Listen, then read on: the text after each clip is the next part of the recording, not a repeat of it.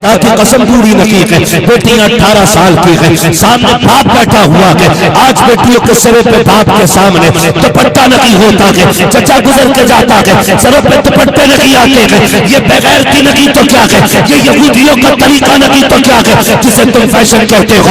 ये यहूदियों की स्कीम है जिसे तुम तरक्की कहते हो। ये यहूदियों का दिया हुआ वो जहर है जो हमारी गोदों का तकद्दुस छीन चुका है। खुदा के वास्ते इस सहन से निकलो, इस तरीके को छोड़ो और कनीज़े फातिमा ज़हरा बेटियों को बनाओ। ये दुनिया जितनी ताकत लगा ले, तेरी ही गोद से खुदा सलाहुद्दीन अय्यूबी पैदा हो।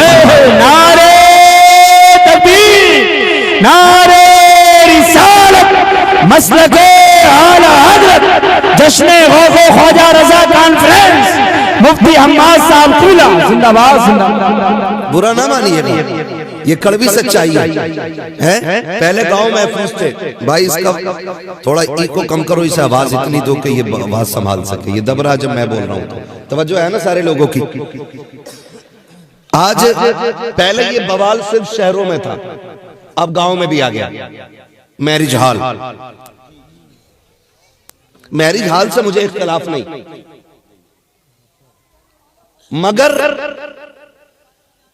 मैरिज हॉल में जो फितने उठ रहे हैं ना, उसने वाकई हम लोगों को सोचने पे मजबूर किया है। पहले शादियां हो जाती थी, पता ही नहीं चलता था औरतें कितनी आई हैं और बच्चियां कितनी हैं शादी। और आज कंडीशन ये है कि मर्द और औरत सबका खाना एक जगह है और गैरत का कहीं भी पता नहीं चलता है। जब तमाशे कम थे तो दिखावे भी कम थे, अब जब तमाशे ज्यादा हो गए तो फैशन भी हद से ज्यादा बढ़ गया। माफ कीजिएगा, जितना बड़ा अमीर है बेटियां उतनी ही ज्यादा बेगैरत होती जा रही है। गरीब की बेटियां पैबंद लगा के दुपट्टे ओढ़ लेती हैं। अमीर की बेटी के पास 10,000 का सूट तो होता है, लेकिन 2 टके की उसके सिर पे चादर नहीं होती है, क्योंकि वो जो उसने बालों पे डिजाइन बनाया हुआ है ना, वो किसे दिखेगा। हाँ हज़रत, वो जो उसने फैशन लिया हुआ है वो किसे दिखेगा। फैशन लिया क्यों? क्योंकि बाप के पास कसरत से पैसा था, 10-5 हजार ब्यूटी पार्लर वाले को दिए और फैशन शो में आके बैठ गई।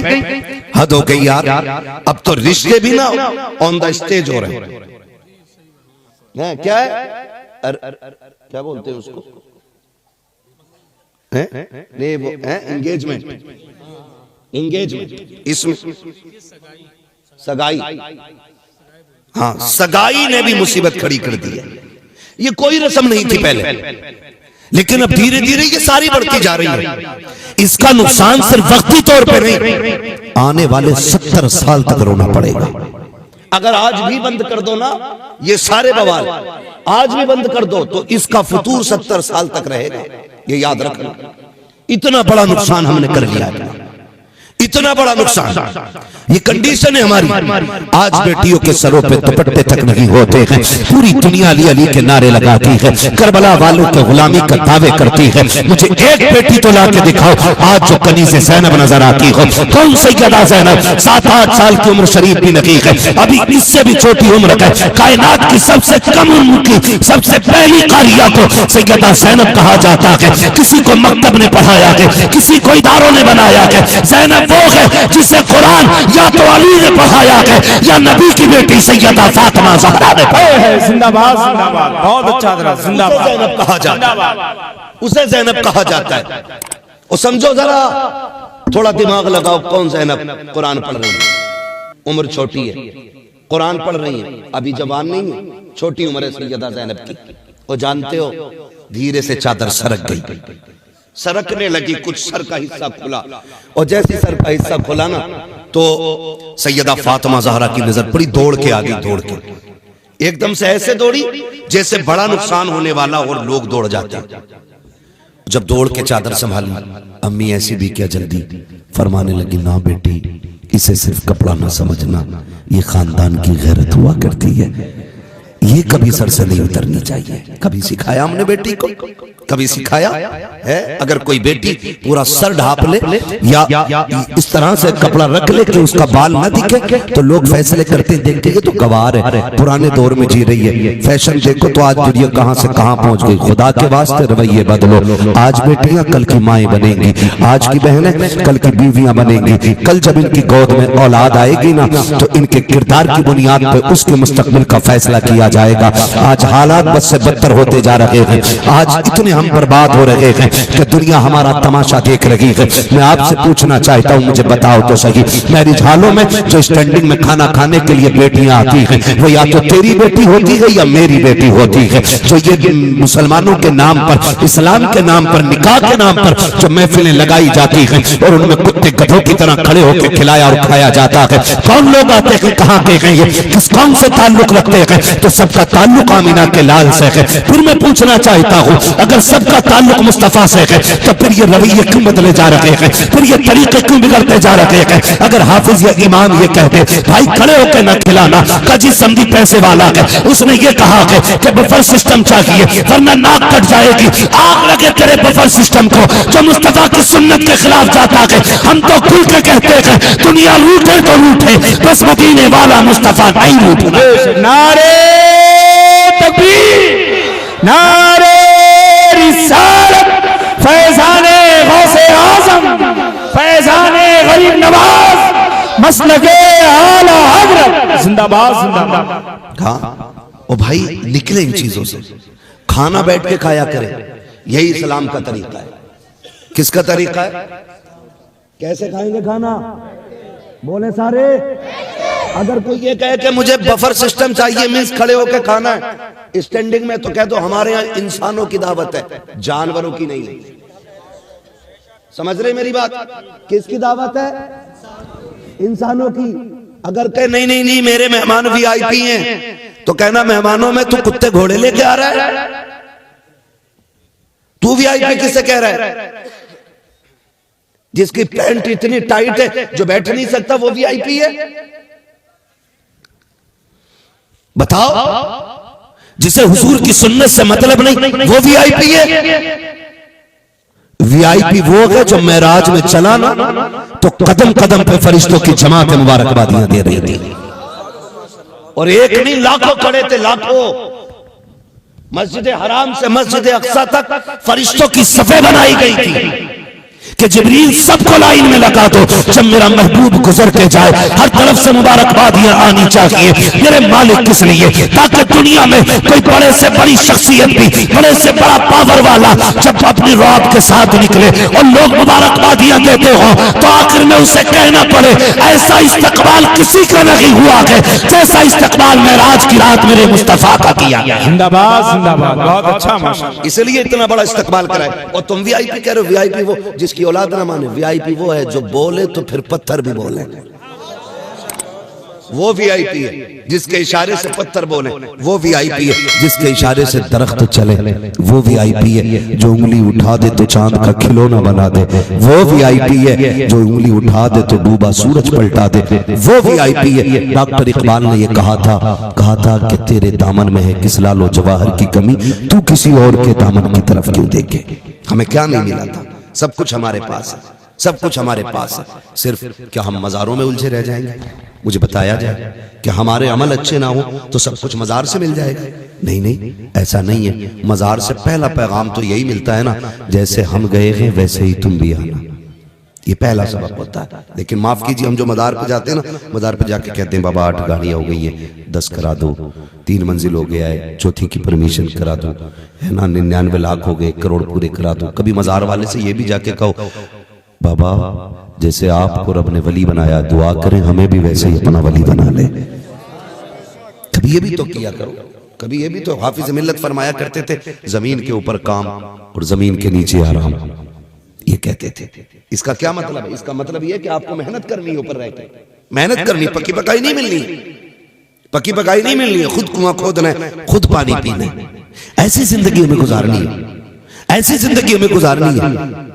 और तब देखें फिर इनकलाब आएगा, फिर जलसों का मकसद फायदा सारे नजर आएंगे।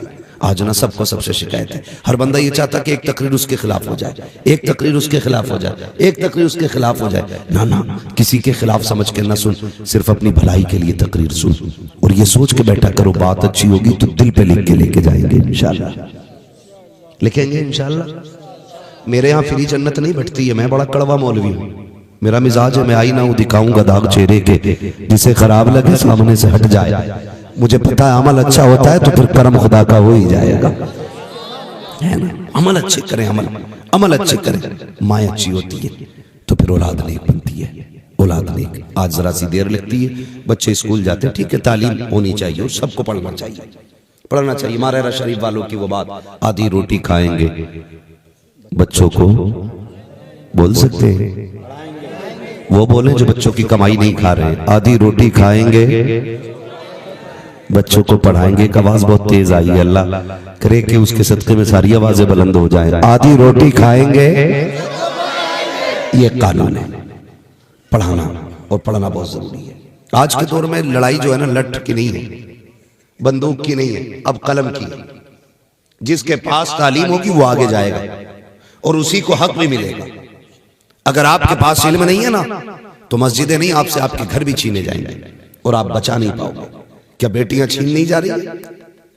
छीन नहीं जाती हैं बेटियां, क्यों? क्योंकि आपके वकील नहीं, आपके जजेज नहीं, आपकी कोई सुनने वाला नहीं, किसी डिपार्टमेंट में आप मजबूत नहीं, इसलिए आपकी बेटियां आपकी आंखों के सामने से चली जाती है और आप कुछ नहीं कर पाते। क्यों? क्योंकि हम उजड़ हैं, गवार हैं, इल्म के मामले में सबसे निचले स्तर पे हमारे हिंदुस्तान में। लेकिन मेरा नौजवान कोई फुर्सत नहीं सिवाय मोबाइल पे गेम खेलने की। बेड़ा गर्क कर दिया इसने। कौन सा फायर चल रहा देखो, सबको याद है ना। ये डूब पड़ी है हमारी कौम पे आकर। 3 बजे तक मोबाइल में गेम चल रहे हैं। नुकसानात जानते? नंबर 1, उमर फरमाया गया, देखो एक एक सांस का मालिक अल्लाह है, उसने जिसकी जितनी लिख दी है, जीना तो अकीदा जिसका वही बोले, यहां डुलमुल ना बैठे कोई भी। जीना उतना है जितनी अल्लाह ने सांसें दी। लेकिन फरमाया गया जल्दी सोया करो, जल्दी उठा करो, अल्लाह उम्र लंबी कर देता है। नंबर 1 ये हुआ। नंबर 2, जवानी मजबूत रहती, देर तक काम करेंगे आप, और अगर रात को जागेंगे जल्दी बूढ़े हो जाएंगे। एक जगह जुलूस निकल रहा था, झंडा लिया था बड़ा तगड़ा और ऐसे हिला रहा था, और झंडे से ज्यादा खुद हिल गया था। ये हमारी जवानी है। ये बताओ मुसलमानों को हुजूर ने कहा कि अखाड़े बनाओ, जोर आजमाई करो, यानी कि आप वर्जिश करें, और वर्जिश का फुल प्रोजेक्ट नमाज है, मुकम्मल वर्जिश नमाज है। ताकि कसम पूरी नकीक है, बेटियां 18 साल की है, सामने बाप बैठा हुआ है। आज बेटियों के सिरे पे बाप के सामने दुपट्टा नहीं होता है, चचा गुजर के जाता है, सरों पे दुपट्टे नहीं आते हैं। ये बगैर की नहीं तो क्या है, ये यहूदियों का तरीका नहीं तो क्या है, जिसे तुम फैशन कहते हो। ये यहूदियों की स्कीम है जिसे तुम तरक्की कहते हो। ये यहूदियों का दिया हुआ वो जहर है जो हमारी गोदों का तकद्दुस छीन चुका है। खुदा के वास्ते इस जहर से निकलो, इस तरीके को छोड़ो और कनीज़े फातिमा ज़हरा बेटियों को बनाओ। ये दुनिया जितनी ताकत लगा ले, तेरी ही गोद से खुदा सलाहुद्दीन अय्यूबी पैदा हुआ। नारे तकबीर, नारे रिसालत, मसलके आला हज़रत, जश्न गौज़े ख्वाजा रज़ा कॉन्फ्रेंस, मुफ्ती हम्माद साहब कूला जिंदाबाद, जिंदाबाद। बुरा ना मानिए, ये कड़वी सच्चाई है।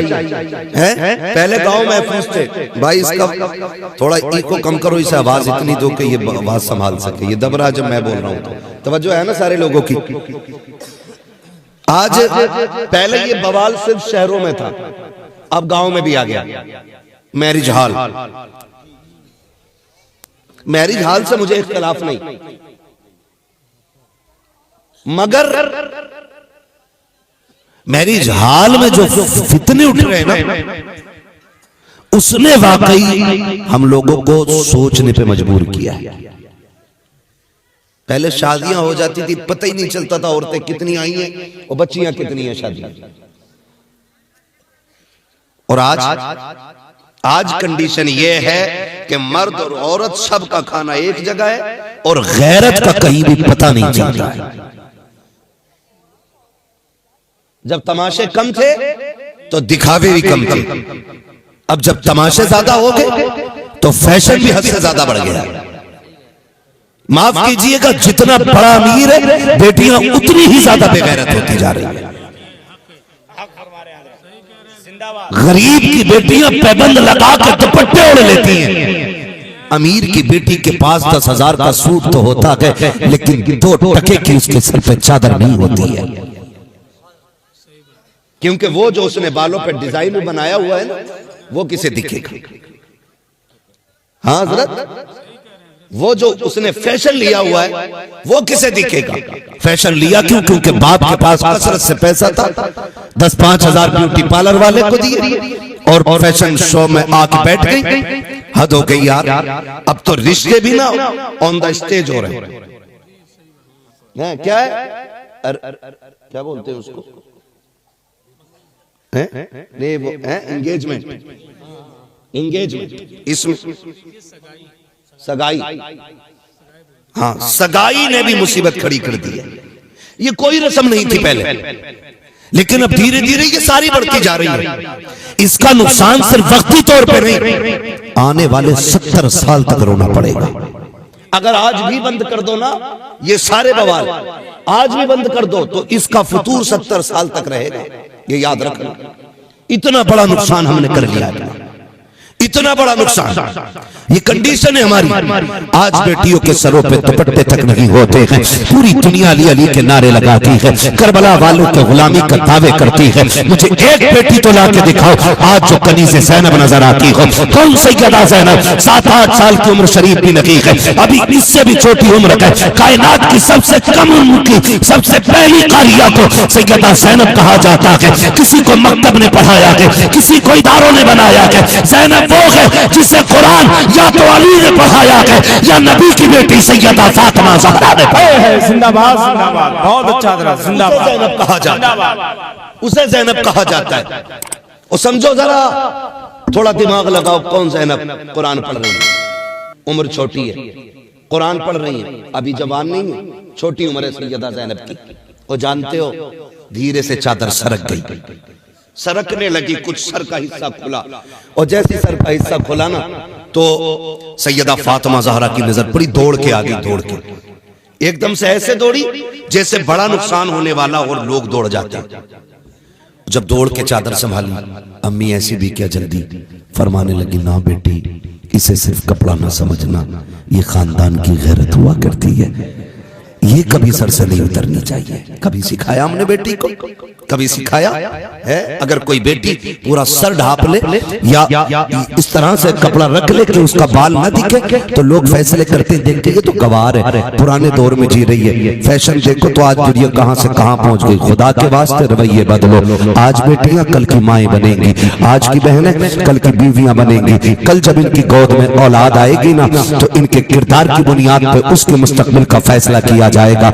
आज हालात बद से बदतर होते जा रहे हैं, आज इतने हम बर्बाद हो रहे हैं कि दुनिया हमारा तमाशा देख रही है। मैं आपसे पूछना चाहता हूं, मुझे बताओ तो सही, मैरिज हालों में जो स्टैंडिंग में खाना खाने के लिए बेटियां आती हैं वो या तो तेरी बेटी होती है या मेरी बेटी होती है। जो ये मुसलमानों के नाम पर, इस्लाम के नाम पर, निकाह के नाम पर जो महफिलें लगाई जाती हैं और उनमें कुत्ते गधों की तरह खड़े होकर खिलाया और खाया जाता है, कौन लोग आते हैं, कहाँ के हैं, किस कौन से ताल्लुक रखते हैं? तो सबका ताल्लुक आमीना के लाल से है। फिर मैं पूछना चाहता हूँ, अगर सबका ताल्लुक मुस्तफा से है तो फिर ये रवैये क्यों बदले जा रहे हैं, फिर ये तरीके क्यों बिगड़ते जा रहे हैं? अगर हाफिज या इमाम ये कहते भाई खड़े होकर न खिलाना, काजी समझी पैसे वाला है, उसने ये कहा है कि बफर सिस्टम चाहिए वरना नाक कट जाएगी।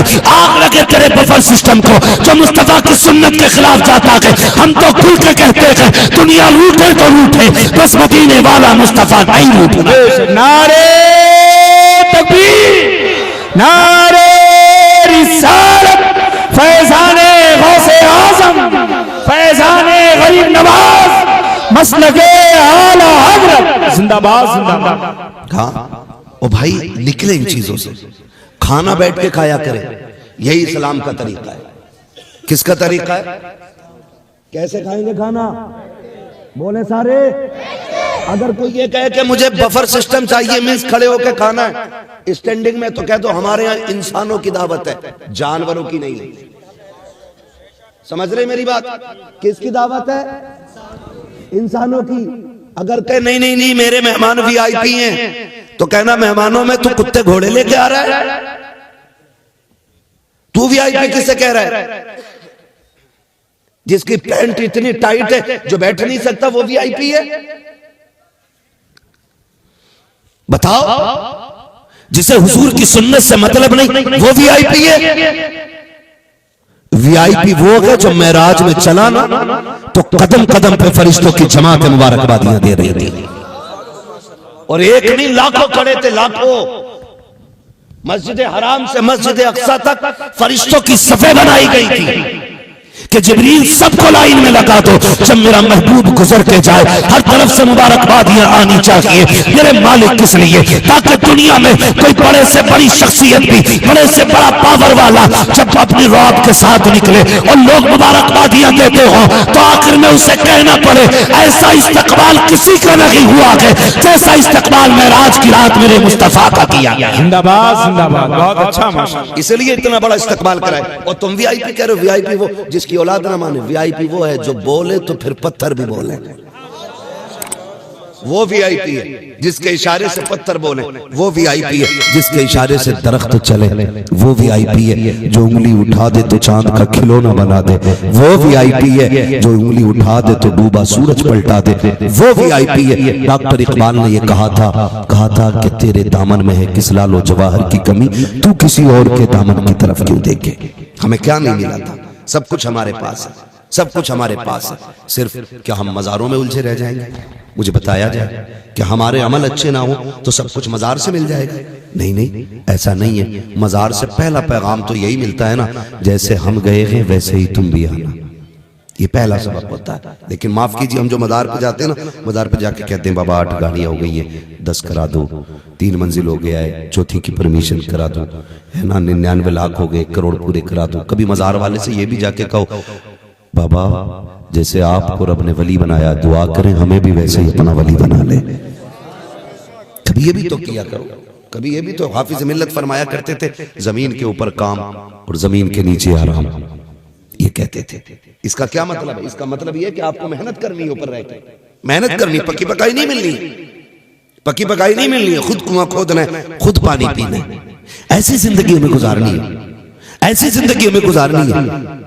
और तब देखे फिर इनकलाब आएगा, फिर जलसों का मकसद फायदा सारे नजर आएंगे। आज ना सबको सबसे शिकायत है, हर बंदा ये चाहता कि एक तकरीर उसके खिलाफ हो जाए, एक तकरीर उसके खिलाफ हो जाए, एक तकरीर उसके खिलाफ हो जाए। ना ना, किसी के खिलाफ समझ के ना सुन, सिर्फ अपनी भलाई के लिए तकरीर सुन और ये सोच के बैठा करो बात अच्छी होगी तो दिल पे लिख के लेके जाएंगे इंशाल्लाह, लिखेंगे इंशाल्लाह। मेरे यहाँ फ्री जन्नत नहीं बटती है, मैं बड़ा कड़वा मौलवी हूँ। मेरा मिजाज है, मैं आई ना हूँ दिखाऊंगा दाग चेहरे के, जिसे खराब लगे सामने से हट जाए। मुझे पता है अमल अच्छा होता है तो फिर कर्म खुदा का हो ही जाएगा, है ना। अमल अच्छे करें, अमल अच्छे करें, माँ अच्छी होती है तो फिर औलाद नेक बनती है, औलाद नेक। आज जरा सी देर लगती है, बच्चे स्कूल जाते हैं, ठीक है, तालीम होनी चाहिए और सबको पढ़ना चाहिए, पढ़ना चाहिए। मारेरा शरीफ वालों की वो बात, आधी रोटी खाएंगे बच्चों को बोल सकते हैं, वो बोले जो बच्चों की कमाई नहीं खा रहे, आधी रोटी खाएंगे बच्चों को पढ़ाएंगे। एक आवाज बहुत तेज आई है, अल्लाह करे कि उसके सदके में सारी आवाजें बुलंद हो जाएं। आधी रोटी खाएंगे, ये कानून है, पढ़ाना और पढ़ना बहुत जरूरी है। आज के दौर में लड़ाई जो है ना, लठ की नहीं है, बंदूक की नहीं है, अब कलम की। जिसके पास तालीम होगी वो आगे जाएगा और उसी को हक भी मिलेगा। अगर आपके पास इल्म नहीं है ना तो मस्जिदें नहीं, आपसे आपके घर भी छीने जाएंगे और आप बचा नहीं पाओगे। क्या बेटियां छीन नहीं जा रही? छीन नहीं जाती हैं बेटियां? क्यों? क्योंकि आपके वकील नहीं, आपके जजेज नहीं, आपकी कोई सुनने वाला नहीं, किसी डिपार्टमेंट में आप मजबूत नहीं, इसलिए आपकी बेटियां आपकी आंखों के सामने से चली जाती है और आप कुछ नहीं कर पाते। क्यों? क्योंकि हम उजड़ गए, गवार हैं। इल्म के मामले में सबसे निचले स्तर पे हमारे हिंदुस्तान में। लेकिन मेरा नौजवान कोई फुर्सत नहीं सिवाय मोबाइल पे गेम खेलने की। बेड़ा गर्क कर दिया इसने। कौन सा फायर चल रहा देखो, सबको याद है ना? ये डूब पड़ी है हमारी कौम पे आकर। 3 बजे तक मोबाइल में गेम चल रहे हैं। नुकसानात जानते? नंबर 1, उमर फरमाया गया, देखो एक एक सांस का मालिक अल्लाह, उसने जिसकी जितनी लिख दी है, जीना तो अकीदा जिसका वही बोले, यहां डुलमुल ना बैठे कोई भी। जीना उतना है जितनी अल्लाह ने सांसें दी। लेकिन फरमाया गया जल्दी सोया करो, जल्दी उठा करो, अल्लाह उम्र लंबी कर देता है। नंबर 1 ये हुआ। नंबर 2, जवानी मजबूत रहती, देर तक काम करेंगे आप, और अगर रात को जागेंगे जल्दी बूढ़े हो जाएंगे। एक जगह जुलूस निकल रहा था, झंडा लिया था बड़ा तगड़ा, और ऐसे हिला रहा था, और झंडे से ज्यादा खुद हिल गया था। ये हमारी जवानी है। ये बताओ, मुसलमानों को हुजूर ने कहा कि अखाड़े बनाओ, जोर आजमाई करो, यानी कि आप वर्जिश करें, और वर्जिश का फुल प्रोजेक्ट नमाज है, मुकम्मल वर्जिश नमाज है।